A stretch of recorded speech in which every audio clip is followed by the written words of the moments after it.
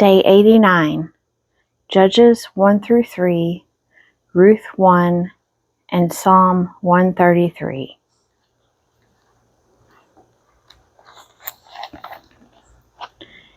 Judges 1.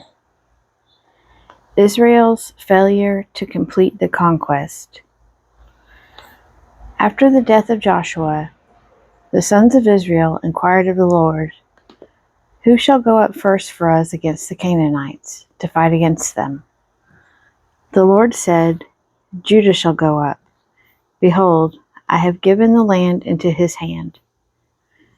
And Judah said to Simeon his brother, "Come up with me into the territory allotted to me, that we may fight against the Canaanites. And I likewise will go with you into the territory allotted to you." So Simeon went with him. Then Judah went up, and the Lord gave the Canaanites and the Perizzites into their hand, and they defeated 10,000 of them at Bezek.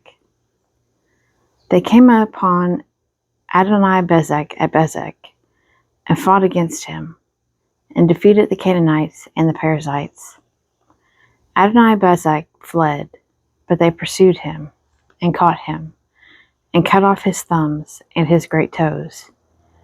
And Adoni-Bezek said, 70 kings with their thumbs and their great toes cut off used to pick up scraps under my table, as I have done, so God has repaid me. And they brought him to Jerusalem, and he died there.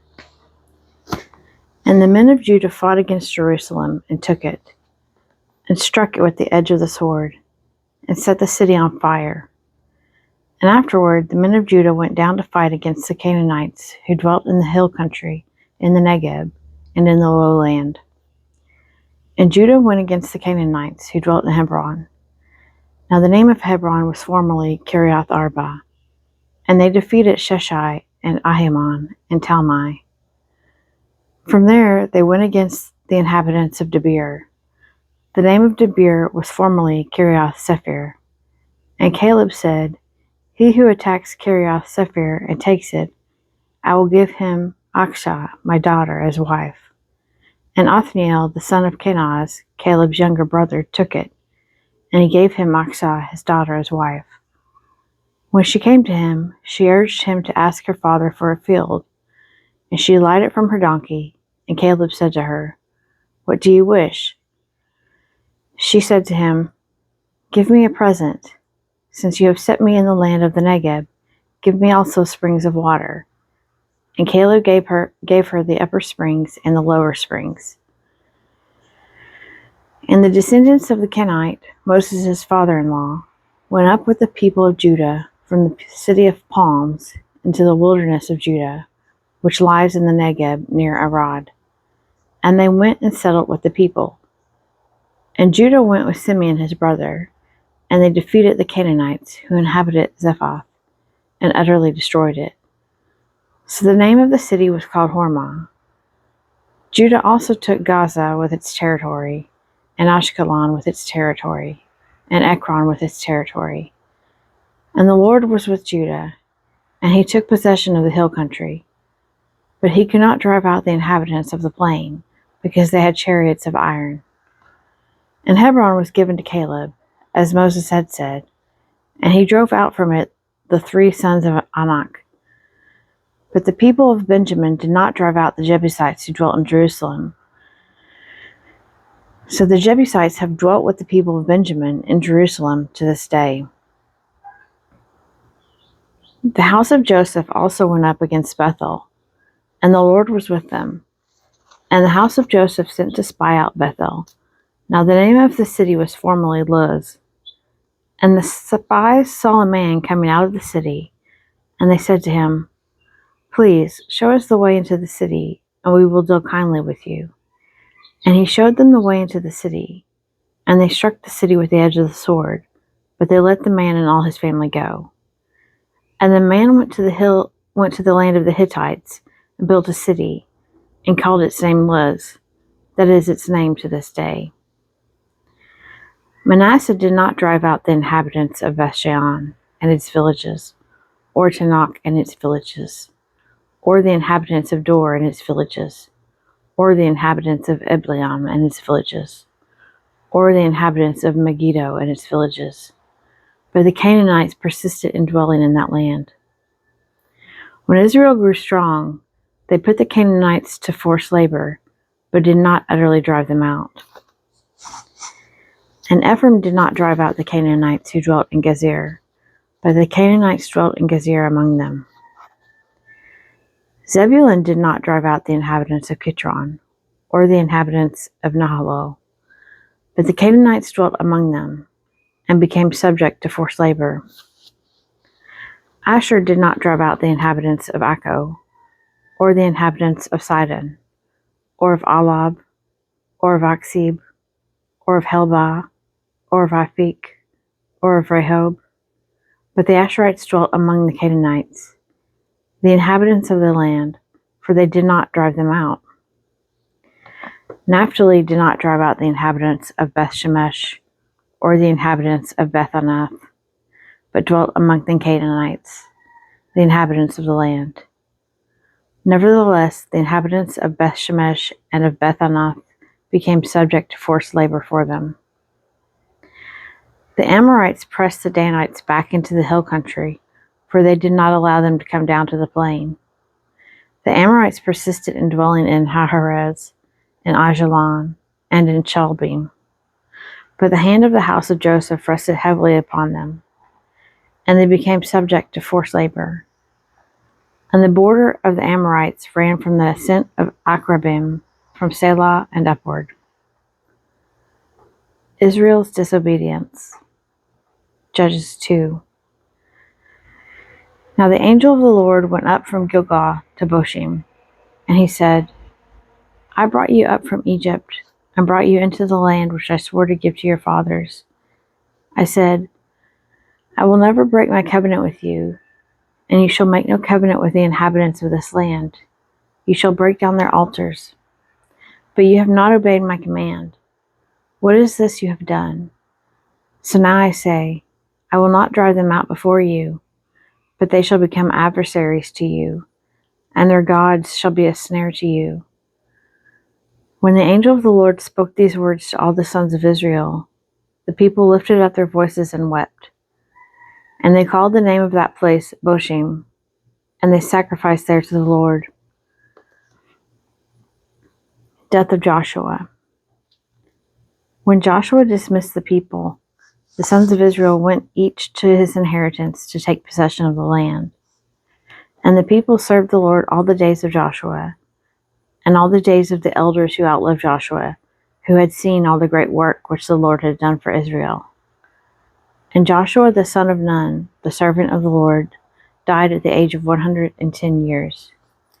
And they buried him within the bounds of his inheritance, in Timnath-Heres, in the hill country of Ephraim, north of the mountain of Gosh. And all the generation also were gathered to their fathers. And there arose another generation after them, who did not know the Lord, or the work which he had done for Israel. Israel's unfaithfulness. And the sons of Israel did what was evil in the sight of the Lord, and served the Baals. And they forsook the Lord, the God of their fathers, who had brought them out of the land of Egypt. They went after other gods from among the gods of the peoples who were round about them, and bowed down to them, and they provoked the Lord to anger. They forsook the Lord, and served the Baals and the Ashtaroth. So the anger of the Lord was kindled against Israel, and he gave them over to plunderers, who plundered them, and he sold them into the power of their enemies round about, so that they could no longer withstand their enemies. Whenever they marched out, the hand of the Lord was against them for evil, as the Lord had warned, and as the Lord had sworn to them, and they were in great distress. Then the Lord raised up judges, who saved them out of the power of those who plundered them. And yet they did not listen to their judges, for they played the harlot after other gods, and bowed down to them. They soon turned aside from the way in which their fathers had walked, who had obeyed the commandments of the Lord, and they did not do so. Whenever the Lord raised up judges for them, the Lord was with the judge, and he saved them from the hand of their enemies all the days of the judge. For the Lord was moved to pity by their groaning because of those who afflicted and oppressed them. But whenever the judge died, they turned back and behaved worse than their fathers, going after other gods, serving them and bowing down to them. They did not drop any of their practices or their stubborn ways. So the anger of the Lord was kindled against Israel, and he said, because this people have transgressed my covenant, which I commanded their fathers, and have not obeyed my voice, from now on I will not drive out before them any of the nations that Joshua left when he died, that by them I may test Israel, whether they will take care to walk in the way of the Lord as their fathers did, or not. So the Lord left those nations, not driving them out at once, and he did not give them into the power of Joshua. Joshua 3. Nations remaining in the land. Now, these are the nations which the Lord left to test Israel by them, that is, all in Israel who had no experience of any war in Canaan. It was only that the generations of the sons of Israel might know war, that he might teach war to such at least as had not known it before. These are the nations, the 5 lords of the Philistines, and all the Canaanites, and the Sidonians, and the Hivites who dwelt on Mount Lebanon, from Mount Baal Hermon, as far as the entrance of Hamath. They were for the testing of Israel, to know whether Israel would obey the commandments of the Lord, which he commanded their fathers by Moses. So the sons of Israel dwelt among the Canaanites, the Hittites, the Amorites, the Perizzites, the Hivites, and the Jebusites. And they took their daughters to themselves for wives, and their own daughters they gave to their sons, and they served their gods. Othniel. And the sons of Israel did what was evil in the sight of the Lord, forgetting the Lord their God, and serving the Baals and the Ashtaroth. Therefore the anger of the Lord was kindled against Israel, and he sold them into the hand of Cushan-Rishathaim, king of Mesopotamia. And the sons of Israel served Cushan-Rishathaim 8 years. But when the sons of Israel cried to the Lord raised up a deliverer for the sons of Israel, who delivered them, Othniel, the son of Kenaz, Caleb's younger brother. The Spirit of the Lord came upon him, and he judged Israel. He went out to war, and the Lord gave Cushan-Rishathaim, king of Mesopotamia, into his hand, and his hand prevailed over Cushan-Rishathaim. So the land had rest 40 years. Then Othniel the son of Kenaz died. Ehud. And the sons of Israel again did what was evil in the sight of the Lord. And the Lord strengthened Eglon, the king of Moab, against Israel, because they had done what was evil in the sight of the Lord. He gathered to himself the Ammonites and the Amalekites, and went and defeated Israel. And they took possession of the city of palms. And the sons of Israel served Eglon, the king of Moab, 18 years. But when the sons of Israel cried to the Lord raised up for them a deliverer, Ehud, the son of Gera, the Benjaminite, a left-handed man. The sons of Israel sent tribute by him to Eglon, the king of Moab. And Ehud made for himself a sword with 2 edges, a cubit in length, and he girded it on his right thigh under his clothes. And he presented the tribute to Eglon, king of Moab. Now Eglon was a very fat man. And when Ehud had finished presenting the tribute, he sent away the people that carried the tribute. But he himself turned back at the sculptured stones near Gilgal, and said, I have a secret message for you, O king. And he commanded, Silence. And all his attendants went out from his presence. And Ehud came to him as he was sitting alone in his cool roof chamber. And Ehud said, I have a message from God for you. And he arose from his seat. And Ehud reached with his left hand, took the sword from his right thigh, and thrust it into his belly, And the hilt also went in after the blade, and the fat closed over the blade, for he did not draw the sword out of his belly, and the dirt came out. Then Ehud went out into the vestibule, and closed the doors of the roof chamber upon him, and locked them. When he had gone, the servants came, and when they saw that the doors of the roof chamber were locked, they thought, he is only relieving himself in the closet of the cool chamber. And they waited till they were utterly at a loss. When he still did not open the doors of the roof chamber, they took the key and opened them, and there lay their lord dead on the floor. Ehud escaped while they delayed, and passed beyond the sculptured stones, and escaped to Seirah. When he arrived, he sounded the trumpet in the hill country of Ephraim, and the sons of Israel went down with him from the hill country, having him at their head. And he said to them, "Follow after me, for the Lord has given your enemies the Moabites into your hand." So they went down after him, and seized the fords of the Jordan against the Moabites, and allowed no man to pass over. And they killed at that time about 10,000 of the Moabites, all strong, able-bodied men. Not a man escaped. So Moab was subdued that day under the hand of Israel, and the land had rest for 80 years. Shamgar. After him was Shamgar the son of Anath, who killed 600 of the Philistines with an ox goad, and he too delivered Israel.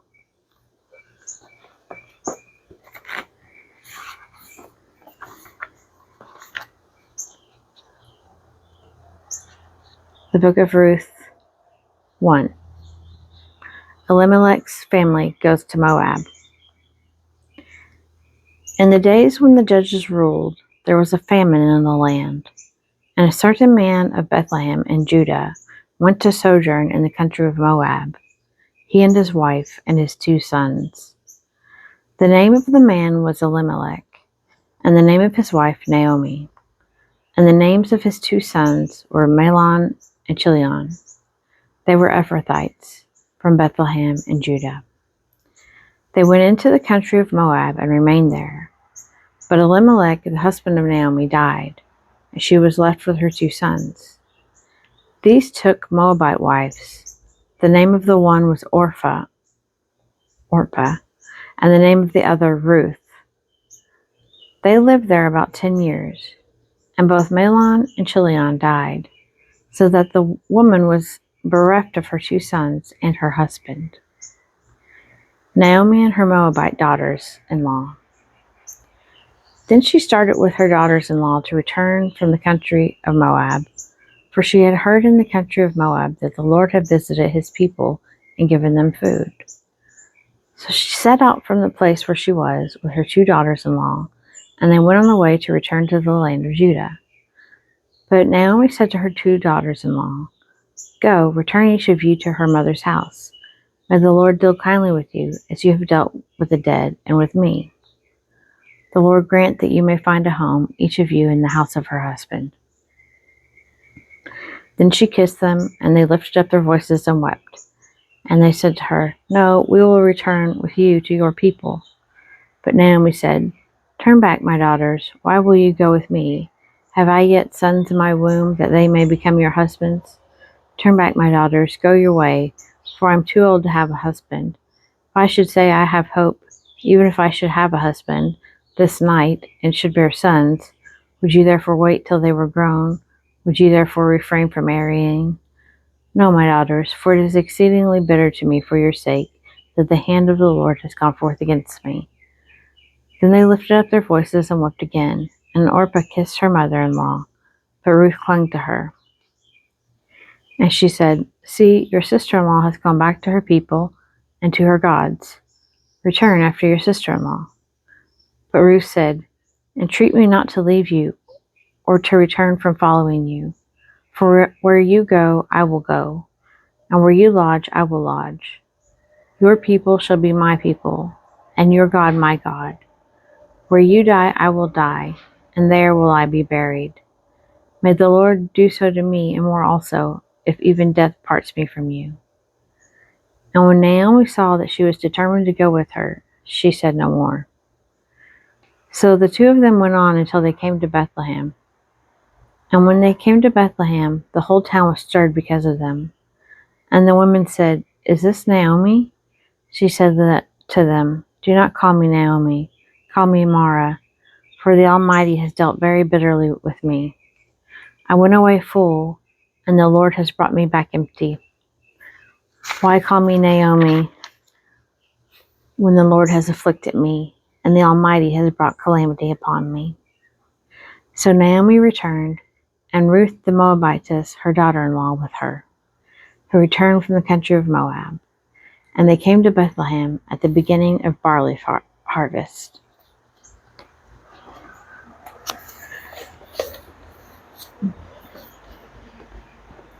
Psalm 133. The blessedness of unity, a song of ascents. Behold, how good and pleasant it is when brothers dwell in unity. It is like the precious oil upon the head, running down upon the beard of Aaron, running down on the collar of his robes. It is like the dew of Hermon, which falls on the mountains of Zion. For there the Lord has commanded the blessing, life forevermore.